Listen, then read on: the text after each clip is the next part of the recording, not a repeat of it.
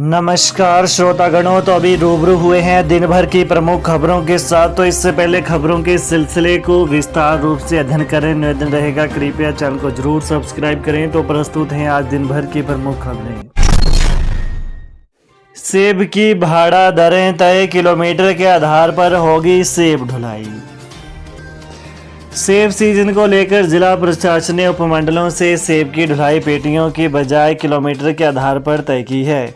उपायुक्त आदित्य नेगी ने आज यह जानकारी दी। उन्होंने कहा कि सेब बागवानों की सुविधा के लिए परिवहन शुल्क निर्धारित किया है। उपमंडल डोडरा कवार से चंडीगढ़ और दिल्ली तक जाने वाली गाड़ियों की दर 90 पैसे प्रति किलोमीटर और चंडीगढ़ तक जाने वाली गाड़ियों की दर ₹1.30 प्रति किलोमीटर निर्धारित की गई है। उपमंडल कोटखाई से चंडीगढ़ तक और 250 किलोमीटर से कम दूरी तक परिवहन शुल्क ₹1.30 प्रति किलोमीटर तथा दिल्ली और 250 किलोमीटर से अधिक दूरी के लिए परिवहन शुल्क 90 पैसे प्रति किलोमीटर रहेगा। बीकॉम अंतिम वर्ष का परिणाम घोषित, कांगड़ा की प्रियंका ने किया टॉप। हिमाचल प्रदेश विश्वविद्यालय की अप्रैल मई माह में आयोजित की गई बीकॉम अंतिम वर्ष की परीक्षा आज घोषित किए गए परिणाम में कांगड़ा के मेहरचंद महाजन डीएवी कॉलेज की छात्रा प्रियंका पुत्री इंद्रपाल ने टॉप किया है। प्रियंका ने इस परीक्षा में 8.73 सीजीपीए प्राप्त कर टॉप किया। वल्लभ राजकीय डिग्री कॉलेज मंडी की छात्रा सुखली ने 8.86 सीजीपीए लेकर दूसरा और centre of excellence Sanjauli college की छात्रा रिया ने 8.64 सीजीपीए के साथ मेरिट में तीसरा स्थान पाया। बीकॉम अंतिम वर्ष की विश्वविद्यालय की ओर से जारी की गई टॉप 10 की मेरिट में छात्राओं ने बाजी मारी है। मेरिट में कुल 12 विद्यार्थियों में से 11 छात्राएं शामिल हैं। झूठे प्रमाण पत्र से ली फार्मासिस्ट की नौकरी, धोखाधड़ी का केस दर्ज। झूठे प्रमाण पत्र व तथ्य छिपाकर पशुपालन विभाग में फार्मासिस्ट की नौकरी लेना सरकाघाट के एक व्यक्ति को महंगा पड़ गया। मामले में राज्य सतर्कता एवं भ्रष्टाचार निरोधक ब्यूरो ने आरोपी फार्मासिस्ट के खिलाफ केस दर्ज किया है। इसी के साथ इस मामले में पशुपालन विभाग के तत्कालीन निदेशक व पटवारी के खिलाफ भी केस दर्ज किया गया है। निदेशक व पटवारी पर आरोपी को गलत दस्तावेजों के सहारे लाभ पहुंचाने का आरोप है। तत्कालीन निदेशक के खिलाफ विभागीय सचिव से अनुमति लेने के बाद कार्रवाई अमल में लाई गई है। ऊना में मानसून की पहली बारिश ने दिखाया ट्रेलर, दुकानों सहित मिनी सचिवालय का प्रांगण और सड़कें हुई जलमग्न।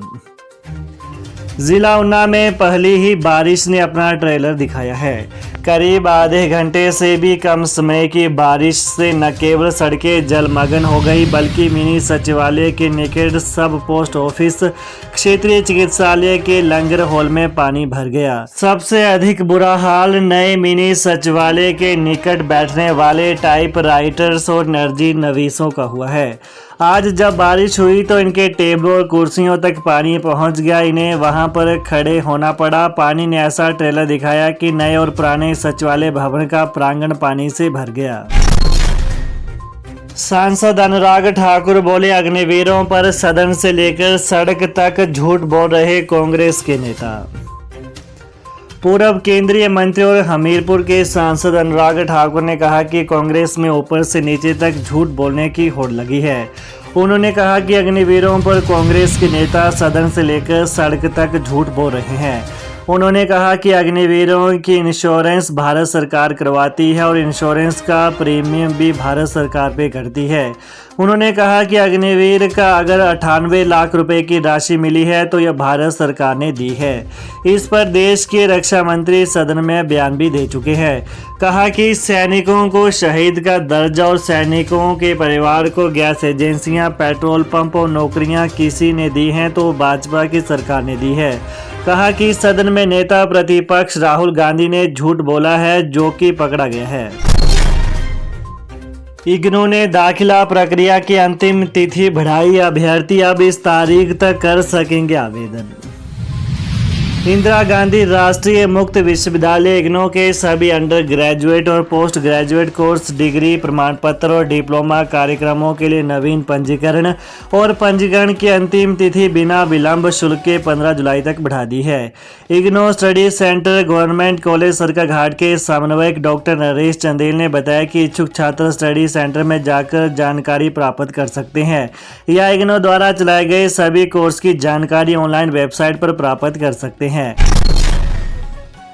श्रीकांत शर्मा भाजपा के हिमाचल प्रदेश प्रभारी, संजय टंडन सह प्रभारी नियुक्त। श्रीकांत शर्मा को भाजपा का हिमाचल प्रदेश प्रभारी नियुक्त किया गया है। संजय टंडन को सह प्रभारी का दायित्व सौंपा गया है। भाजपा के राष्ट्रीय अध्यक्ष जेपी नड्डा ने इसे लेकर नियुक्ति आदेश जारी किए हैं। मूल रूप से बिहार के रहने वाले श्रीकांत शर्मा इस लोकसभा चुनाव में प्रदेश चुनाव प्रभारी थे। इससे पहले वर्ष 2022 के चुनाव में चुनाव प्रबंधन समिति के प्रभारी रह चुके हैं। इसके बाद नगर निगम शिमला के चुनाव के भी प्रभारी रहे हैं।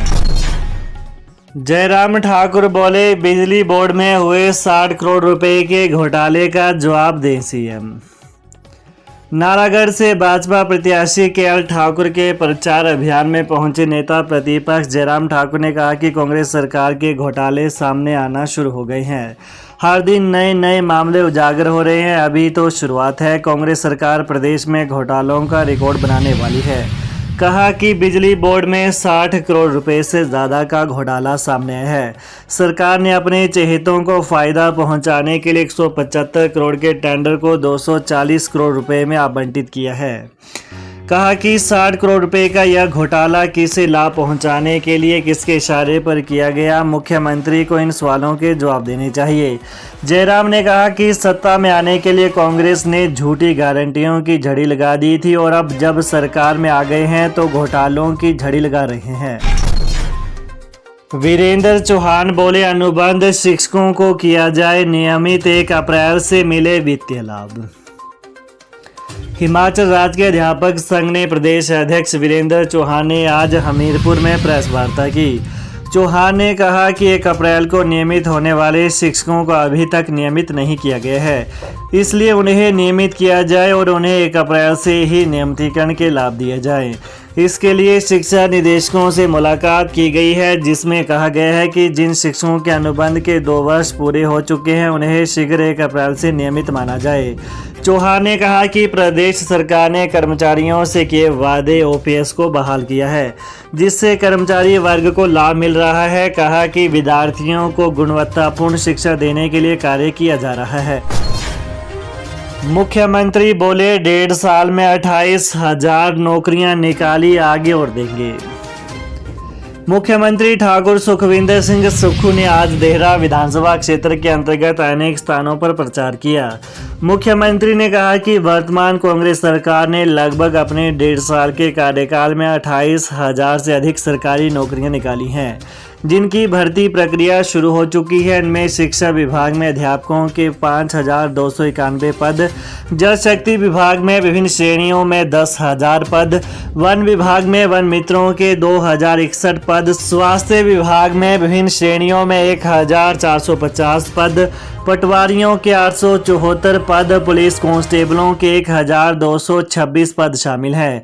कहा कि आने वाले समय में सरकारी क्षेत्र में और अधिक नौकरियां निकाली जाएंगी तथा भर्तियों में मेरिट एवं पारदर्शिता सुनिश्चित की जाएगी। तो ये रही आज दिन भर की प्रमुख खबरें। तो प्रदेश की ताज़ा खबरों को जानने के लिए कृपया चैनल को अभी सब्सक्राइब करें। धन्यवाद।